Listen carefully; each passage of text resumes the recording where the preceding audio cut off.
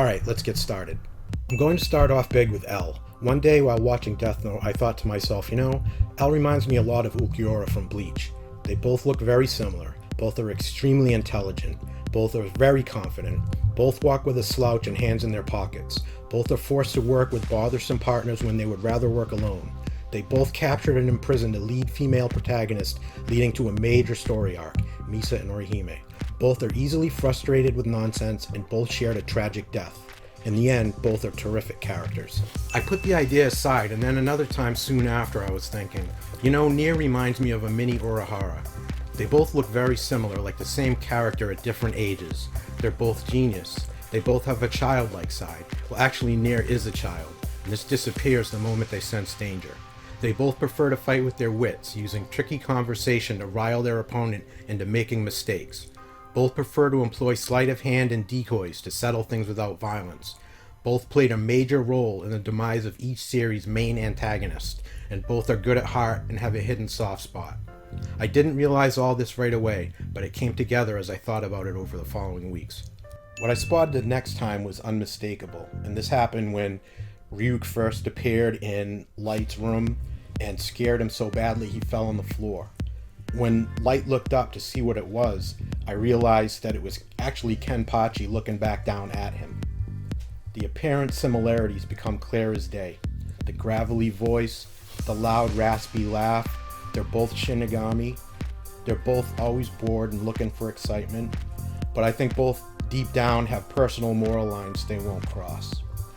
Okay, back to L for a moment, and another time I was thinking of a scene that had Watari in it, bringing in a cart full of sweets to L and the other detectives, and I was thinking, where had I seen him before? And then, no doubt about it, his counterpart is Ishida's grandfather, Soken. The appearance is crystal clear again.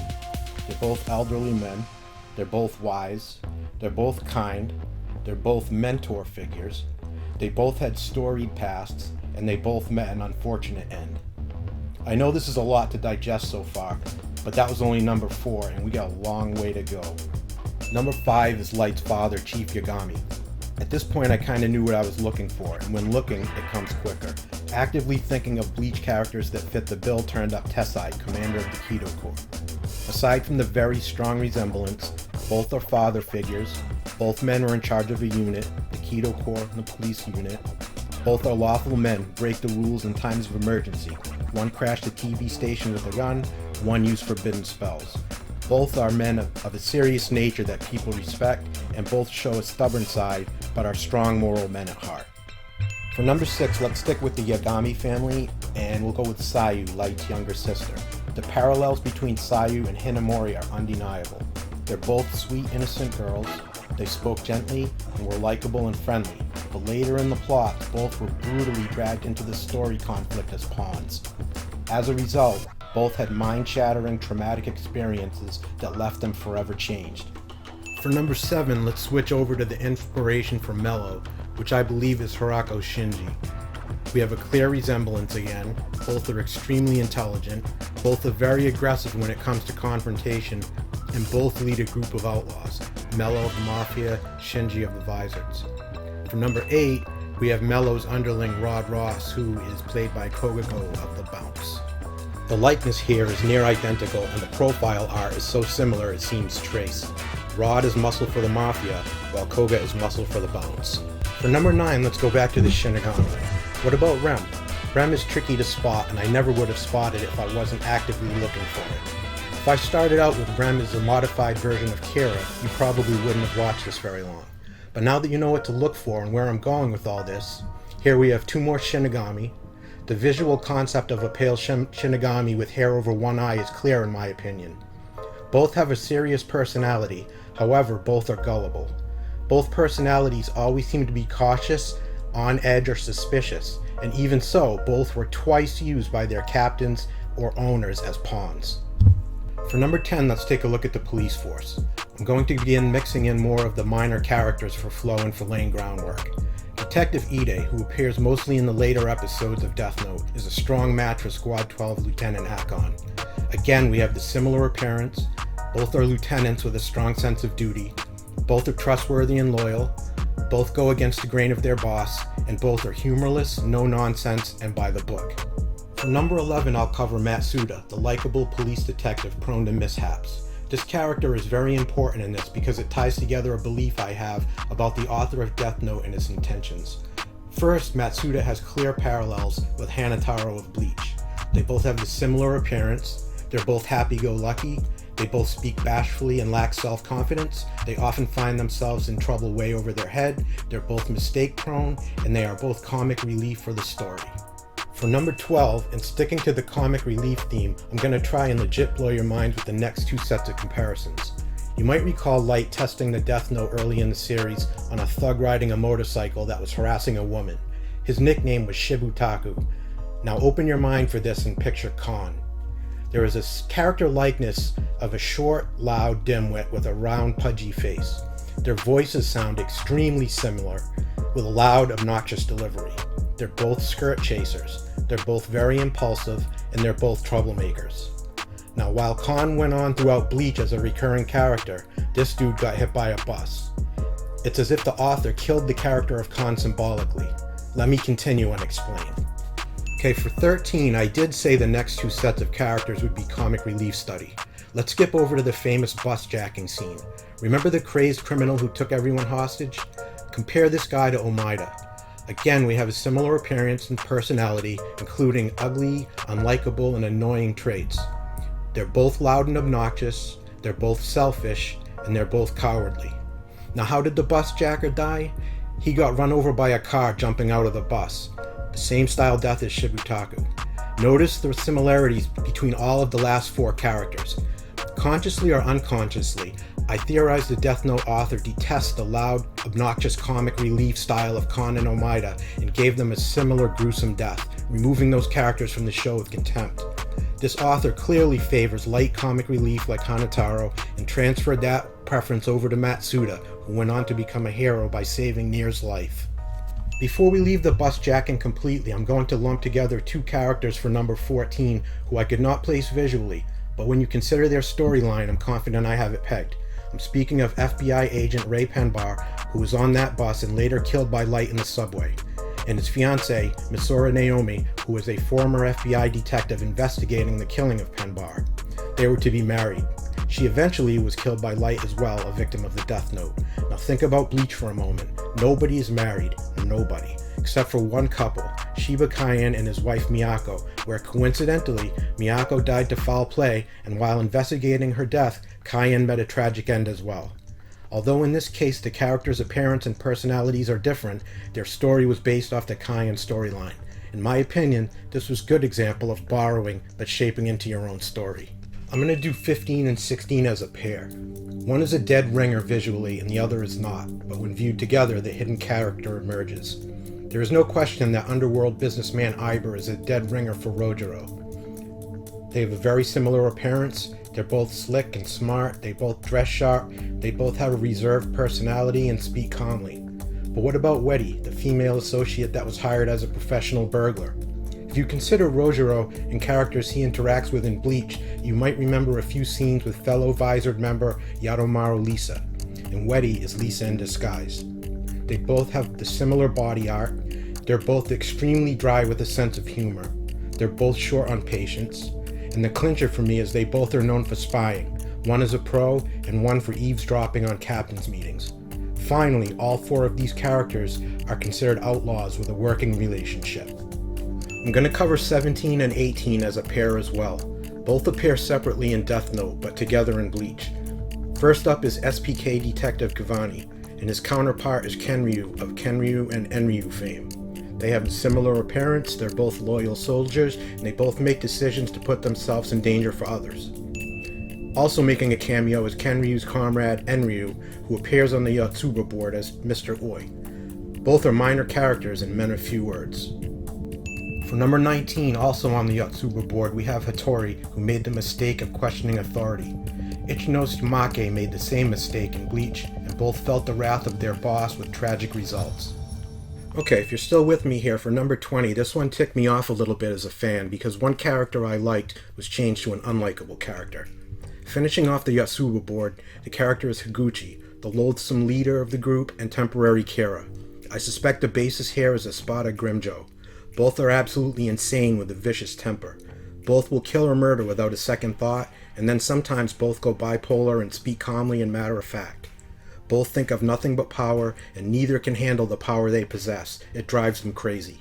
Completely selfish, each use everyone around them for their own personal goals. Finally, Bleach fans consider this. Grimjo is an Espada with Fraction subordinates. Higuchi similarly rolls over and thinks of the Yotsuba board members exactly the same. To finish here is what bugged me as a fan.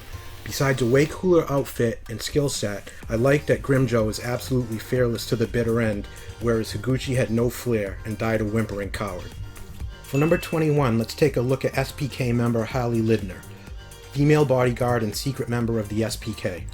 One Bleach character stands out clearly here, and that is Hallie Bow, a powerful female member of the Espada. They have a striking resemblance. The author kept a similar name here. They're both stoic, they're both strong, they both have a hidden soft spot. And for number 22, let's talk about Commander Lester, the team leader of the SPK under Nier. Lester is a close match for Kensei, former captain of Squad 9 and Visored member. Again, we have a similar appearance. They're both captains or team leaders. They both have no fear, and they both have to deal with a quote-unquote annoying young counterpart, Lester with Nier and Kensei with Mashiro. For number 23, considering this string of characters, minor character FBI Director Steve Mason is basically Hachi wearing a necktie instead of a bow tie. It's like they weren't even trying here. As a Shinigami, Hachi was a lieutenant commander of the Kido Corps, position of stature similar to his counterpart Mason. For number 24, I'm going to label this one a cameo, and it is the Shinigami character known as Siyou. I believe the inspiration for Siyou came from the stuffed animal form of the mod soul Ririn. I believe the art concept is what was shared here. There's a vague but visible character resemblance. They both annoy those around them. They're both side characters that got dragged into trouble situations, and they both are pretty short on patience. For number 25, I'm going to cover Mikami Teru, or X-Kira, who appears late in the series, a wild card who follows his passionate beliefs to the grave. The match I have here is Kaboom, who is third seat under former Captain Amagai. These characters are subordinates, both of whom strive to gain and apply power beyond their control, which ultimately led to their demise. At this point, we are down to hybrid characters, or characters who are a combination of Bleach characters. I can say for sure the Deathnote author is a Kurosaki Ishin fan, as he's the only character he used twice. Let me explain. 26 is Lieutenant Izawa, who is actually a combination of two Bleach characters. In the first half of the series, while he's wearing an afro hairstyle, Izawa is Aikawa, former captain of Squad 7 and member of the Visoreds. It hasn't happened often, but the similar name is a tip-off. They are both senior members of their respective crew. Izawa has less of a sense of humor, but there are a couple of reasons for that. The first is Matsuda covers the comic relief for the police force, and Deathnote is not big on comedy. I'll tell you the second reason after the next character. There is a point in the series where Izawa shaves his afro to a close cropped haircut. For me, this is one of the closest resemblances in this study. This is when the character morphs into Kurosaki Ishin in his no-nonsense Shinigami form. Likewise, Izawa becomes more focused, starts investigating on his own, and even visits Nier to trade information. Remember toward the beginning, I considered Nier to be a form of Urahara, and Izawa is a form of Ishin. For Bleach fans, remember when Shinigami Ishin makes his debut? Shortly after, who shows up in the street to meet with him and trade information? Urahara, or Nier. This next character, number 27, ties the rest of this hybrid together. Mr. Mogi on the police force is a clear replica of Kurosaki Ishin in his role as a human dad. Again, the resemblance is clearly visible. Now remember what I said about Matsuda being enough comedy for the police team? This is the reason Mogi is way toned down from the crazy antics of Ishin. However, watch the scenes where Mogi must act crazy and enthusiastic as Misa's manager, and you will see the crazy side of Ishin as clear as day. For number 28, it's time to break down Amane Misa. Misa is also a hybrid. She is a combination of Orihime and Hiyori of the Visored. Misa is physically about what you would get if the two body types were combined. Misa's long style hair is worn similar to Orihime, particularly when she's in quote-unquote ordinary girl, and a set of pigtails to signify Deathnote ownership and Hiyori's presence. Misa's personality is extremely similar to Orihime. Both have model-like looks, Both are 100% committed to the series' main protagonist and would literally die for them without hesitation. They both love sweets. Their voices and way of speaking are very similar, bubbly airheads who come off overly stupid to the point people get annoyed. Both live alone because their families were tragically killed. Both had a stalker who tried to kill them. Both were abducted, leading to a major plot arc to rescue them. And who is responsible for abducting them in each series? L/Ulquiorra. For number 29, we get to Light Yagami. Light is the last hybrid and is a combination of Ichimaru Gin and Aizen. Light and Gin are very similar physically and have similar hairstyle, however Light is drawn facially more handsome like Aizen. These characters are all calm, calculated, and arrogant. With Light and Gin, both were prodigies first in their class at school. Both characters have misguided good and bad intentions. This is where the similarities shift over to Aizen. When Light's god complex emerges, he becomes Aizen. His goal is the same, to create order in the world under his rule, and there are virtually no lines they won't cross to achieve their goal. Light and Aizen both mistakenly believe they are infallible. The best example of Light's Aizen side is when both Light and Aizen realize they've ultimately lost. They both have visible mental breakdowns in front of others, completely against their character and revealing themselves to those around as a climax to their true nature. Number 30 is not a hybrid, but I needed to cover the Light-Gin connection to tell you my theory. The character is Kiyomi Takata, the TV newscaster conspiring with Light. She is the Deathnote version of Matsumoto. Deathnote has very little fan service and comedy. It is a tragedy, and the Matsumoto we see in Deathnote is only the version of her who is serious, vulnerable, and infatuated with Gin. Takata had to look very different to hide the similarities. Without fan service, you can still tell the two have similar bodies and beauty. Takata was completely changed from the neck up, with short dark brown hair, as opposed to Matsumoto being a long blonde. Why do I think they changed it so much? Light and Takata have several lengthy scenes together passing notes in a hotel. If Takata resembled Matsumoto too closely, people would have picked up visually on the similarities from Matsumoto and Gin's serious scenes. Takata's lack of fan service also represents her modesty, which further distances the character from Matsumoto's playful side. Number 31 is not a hybrid either, it's just that I realized it halfway through the script. I had a hard time placing TV station manager Demigawa. The reason for this is his counterpart, Don Kannoji, is physically the opposite. Demigawa is short, pudgy, loud, obnoxious, and self-important. Don Kannoji is tall, thin, loud, obnoxious, and self-important. Both are star of their own TV show and obsessed with audience and ratings. One last thought about Kannoji. He is a loud, obnoxious comedy character, the style that the Deathnote authors hate. The first two characters of this comedy style I mentioned earlier got killed by moving vehicles, whereas Demigawa, Kannoji's counterpart, got death-noted on live TV. An extra point I want to make here is eyeglasses. Looking carefully, if a character wore glasses in Bleach, they wore glasses in Deathnote, often with very similar frames or rims. If a character didn't wear glasses in Bleach, they didn't wear them in Deathnote. This equivalence should convince anyone still skeptical of this presentation. I just want to say a couple of things and then I'll give you a few bonus examples of material that I think was lifted to bolster everything else I've already demonstrated. As you have seen, most of the characters kept their same world hierarchy in Deathnote as they did in Bleach, and for those good at math, the odds of all the characters in this video also having a matching world hierarchy is 0. Often artists do a hat tip to other artists and make it easy to spot. This study is not about a hat tip. The Deathnote authors not only give no credit, but lifted and manipulated 30 plus characters that were not theirs to manipulate. I'm aware Bleach borrows as well. In fact, I spotted the basis for Ichimaru Gin in another famous series. My point is moderation and sampling. I hope someday both authors see this video, and I would love to be able to hear what each had to say. I think it would make a terrific Q&A panel.